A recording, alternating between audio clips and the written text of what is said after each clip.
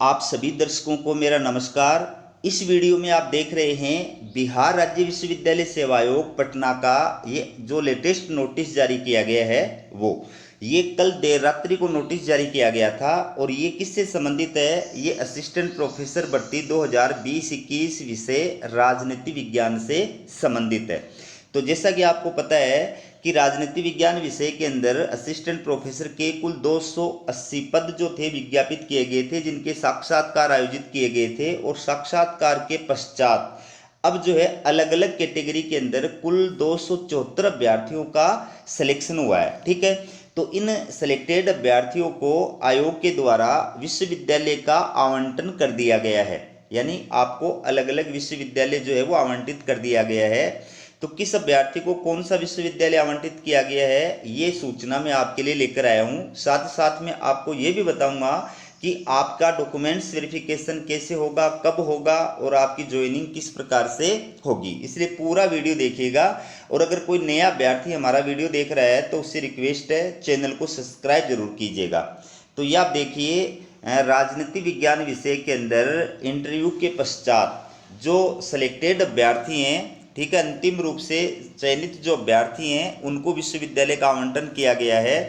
इधर जो है कैंडिडेट्स के नाम दिए गए हैं, इधर उनके जो यूनिक आईडी नंबर है वो दिए गए हैं, उधर जो है जेंडर दिया गया है, कैटेगरी दी गई है, अलॉटेड जो कैटेगरी है वो दी गई है कि किस कैटेगरी के अंदर उनका चयन हुआ है, और ये अलॉटेड यूनिवर्सिटी है कि आपको कौन सी यूनिवर्सिटी जो है वो प्रदान की गई है। तो सबसे पहले जो अनारक्षित कैटेगरी के अभ्यर्थी हैं, यूआर कैटेगरी के जो अभ्यर्थी हैं उनकी लिस्ट है, ये आप देख सकते हैं। अलग अलग कैटेगरी के जो अभ्यर्थी हैं उनको विश्वविद्यालय का आवंटन कर दिया गया है। ये पूरी लिस्ट जो है आप इसमें देख सकते हैं। अब आगे की जो प्रोसेस है वो विश्वविद्यालय के द्वारा संपन्न की जाएगी।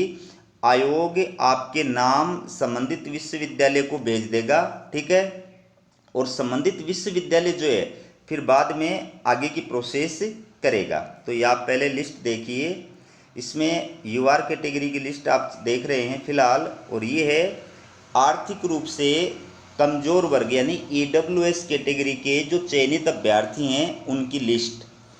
राजनीति विज्ञान विषय के अंदर आर्थिक रूप से कमजोर वर्ग यानी ईडब्ल्यूएस कैटेगरी के अंदर जो चयनित अभ्यर्थी हैं उनको विश्वविद्यालय का आवंटन किया गया है।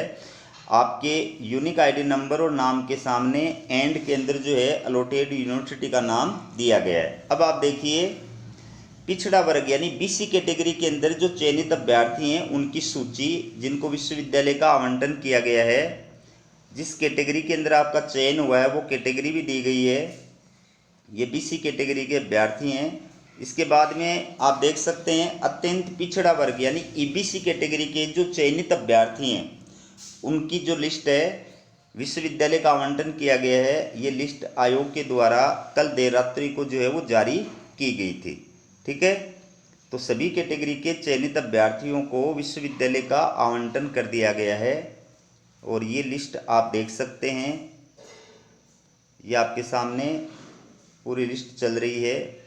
इसके पश्चात देखिए आगे अगली जो कैटेगरी है ये है अनुसूचित जाति यानी एससी कैटेगरी के जो चयनित महिला और पुरुष अभ्यर्थी हैं उनको भी विश्वविद्यालय का आवंटन कर दिया गया है राजनीति विज्ञान विषय के अंदर। ये आप देख सकते हैं, ये पूरी लिस्ट एससी कैटेगरी के अभ्यर्थी हैं उनकी है। और ये अनुसूचित जनजाति यानी एसटी कैटेगरी के अंदर चयनित जो पुरुष और महिला अभ्यर्थी हैं उनकी लिस्ट है, आपको विश्वविद्यालय का आवंटन कर दिया गया है। ये जो लिस्ट है ये पिछड़े वर्गों की जो महिला अभ्यर्थी हैं डब्ल्यूबीसी उनकी लिस्ट है, ठीक है, पिछड़े वर्गों की महिला अभ्यर्थियों की लिस्ट है। तो इस प्रकार से सभी कैटेगरी के चयनित जो अभ्यर्थी हैं उनको विश्वविद्यालय का आवंटन कर दिया गया है। अब दोस्तों जो संबंधित विश्वविद्यालय यानी जो विश्वविद्यालय आपको अलॉट किया गया है उस विश्वविद्यालय के द्वारा नोटिस जारी किया जाएगा, सूचना जारी की जाएगी, जिसमें आपके डॉक्यूमेंट्स वेरिफिकेशन का शेड्यूल जारी किया जाएगा, ठीक है। तो जिस दिन वो आपका डॉक्यूमेंट्स वेरिफिकेशन होगा उस दिन आपको क्या क्या डॉक्यूमेंट्स लेके जाने होंगे वो उस नोटिस के अंदर बताया जाएगा। वो डॉक्यूमेंट्स आपको तैयार करने हैं और उसके पश्चात आपको उस दिन जो है उपस्थित होना है। वहाँ पर डॉक्यूमेंट वेरिफिकेशन किया जाएगा और उसके पश्चात संबंधित यूनिवर्सिटी के द्वारा अपने ही डिपार्टमेंट के अंदर या अपने अधीन आने वाली जो कॉलेज हैं उनके अंदर आपकी जो नियुक्ति है वो प्रदान की जाएगी। वहाँ से आपको जो है नियुक्ति पत्र प्रदान किया जाएगा, वो लेकर के आपको संबंधित डिपार्टमेंट के अंदर या फिर कॉलेज के अंदर जाना होगा, जहाँ पर संबंधित डिपार्टमेंट का हेड या फिर कॉलेज का प्राचार्य जो है वो आपको नियुक्ति प्रदान करेगा। ठीक है, तो ये थी आपके लिए बिहार असिस्टेंट प्रोफेसर से जुड़ी अपडेट। इसी प्रकार की अपडेट पाने के लिए चैनल को सब्सक्राइब जरूर कीजिएगा। हमारा वीडियो देखने के लिए आप सभी का बहुत बहुत धन्यवाद।